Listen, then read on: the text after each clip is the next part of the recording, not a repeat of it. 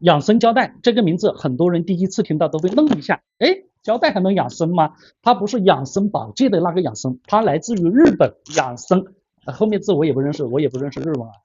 在施工领域的意思就是保护遮蔽，行业里叫它养生，是因为你把它贴在门窗上，就是在给表面做保养，施工再脏，粉尘再大，工具再容易刮擦，有它挡着，门窗就能少吃灰、少刮痧、少受罪。选真正的养生胶带，大多数是 PE 膜、不基加可疑性油胶。重点来了，一定是油胶，不是油胶的养生胶带肯定会残胶。